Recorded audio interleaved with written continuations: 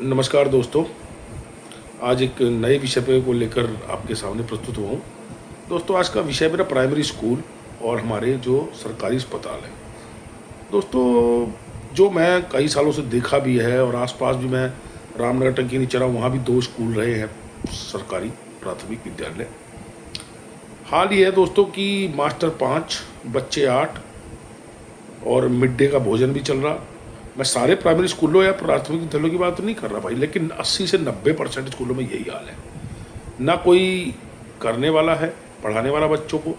Master अपना 1 लाख रुपए करीब सैलरी ले रहे, महीने में 5 छुट्टी है, 4 संडे हो गए, 2-3 इधर उधर से हो जावे। और बच्चों को पढ़ाई के नाम पे, खाने के नाम पे आप मिड डे में देख लो क्या देते हैं। कभी उल्टा सीधा दलिया उबलावा दे दिया, ना बच्चों को अच्छा राशन दे रहे, ना कुछ। सरकार को चाहिए कि आप प्राइवेट स्कूलों को ये कह दो कि भाई आपको 20% गरीबी रेखा से नीचे के बच्चों को इतने ही रुपए में शिक्षा देनी पड़ेगी, कम पैसों में। जो सरकारी स्कूलों में तनख्वाह, जो फीस दे रहे बच्चे, उसी पैसों में आपको बच्चों को शिक्षा देनी पड़ेगी और ये एडमिशन अनिवार्य, वरना आपका लाइसेंस रद्द कर दिया जाएगा। ये तो हो गया प्राथमिक विद्यालय की बात। अगर सरकार चाहे तो उन मास्टरों का यूज़ कहीं और जगह करें।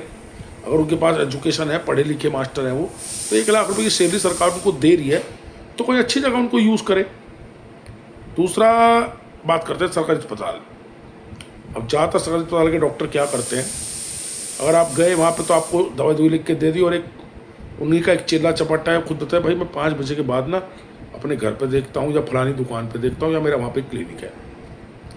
मतलब एक गरीब आदमी आया, 10 रुपये 5 रुपये की पर्ची बनवाई, सोचा चलो भाई सरकार पास दवाई ले लो। दवाइयाँ आती हैं सर अस्पतालों में, सरकार दवाइयाँ भी दे रही, सब कुछ दे रही होगी, लेकिन बस खेल वही कि वही डॉक्टर ने बोला भाई मैंने तो MBBS किया, मेरी गवर्नमेंट जॉब है, मैं यहाँ पे सीनियर डॉक्टर हूँ, बट मुझे भी तो पैसे खर्चे चाहिए, तो मुझे कौन देगा? तो आप मेरे से इस रास्ते से आ जाओ कि आप मैं घर पे देखता हूँ, या इतवार को मैं घर पे देखता हूँ, या इतवार को मैं फलाने जगह पे बैठता हूँ, फलाने क्लिनिक पे बैठता हूँ। सरकार को उस पर भी वो लगानी चाहिए कितनी दवाई हमने भेजी। पता लगा वो दवाइयाँ बाहर से बाहर मेडिकल स्टोर में भेज दी जा रही, ऐसे ही बांट दी जा रही अपने जान पहचान वाले दोस्तों को। सरकार को इसके विषय पे भी सोचना और देखना चाहिए।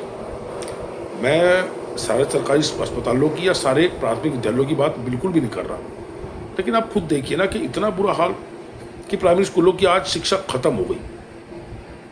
जैसे आप देख लो, हमारा BSNL सरकारी उपक्रम था, ख़त्म कर दिया आज। क्यों? क्योंकि उसका नंबर कोई लेना नहीं चाहता, कनेक्शन कट गया, जुड़ा हुआ, कोई पूछने को तैयार नहीं। यही हाल सरकारी अस्पतालों का है, और यही हाल हमारे प्राइमरी और प्राथमिक विद्यालयों का भी है।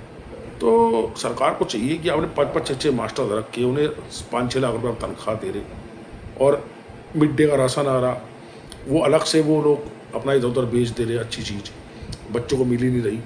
तो क्यों ना प्राइवेट स्कूल जितने भी खुले हुए हैं, आसपास खुल रहे हैं, चल रहे हैं धड़ल्ले से, उन पर बैन लगा दिया जाए कि भाई आपको 20%, 25% गरीबी रेखा से नीचे के बच्चों को इतनी ही फीस में जितनी वो सरकारी स्कूल में देते थे, और किताबें फ्री देनी पड़ेंगी अगर आपको अपना कॉलेज चलाना है। वो भी तो कमा रहे हैं ना भाई, मोटा पैसा कमाते हैं स्कूल वाले। तो सरकार को इस पर कुछ करना चाहिए मेरे हिसाब से। और ऐसा ही सरकारी अस्पतालों में हाल है कि भाई डॉक्टर अगर सरकारी है तो वो कहीं भी प्राइवेट ना देखे किसी को, क्योंकि वो प्राइवेट देख रहा तो वो पूरा उसकी खाल तार रहा, उसका अच्छा ट्रीटमेंट दे रहा, अच्छी दवाइयाँ दे रहा, लेकिन वही चीज़ वो अस्पताल में बैठ के नहीं करता। यही, वरना आने वाला टाइम में सरकारी अस्पताल भी बंद हो जाएंगे, आपके ये प्राइमरी विद्यालयों की भी कोई भविष्य रहेगा ही नहीं, खत्म हो जाएंगे। तो सरकार को इस विषय पे ज़रूर सोचना चाहिए। और बहुत बुरा हाल है देश का इस बारे में। शिक्षा और दवाइयाँ, ये 2 मूलभूत ज़रूरतें हैं जो हर इंसान को, हर व्यक्ति को मिलनी चाहिए।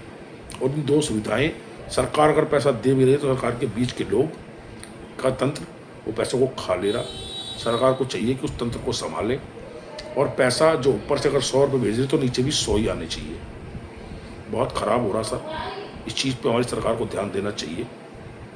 तो इसी एक बात के साथ दोस्तों अपना आज का विषय समाप्त करता हूँ। जय हिंद, नमस्कार दोस्तों।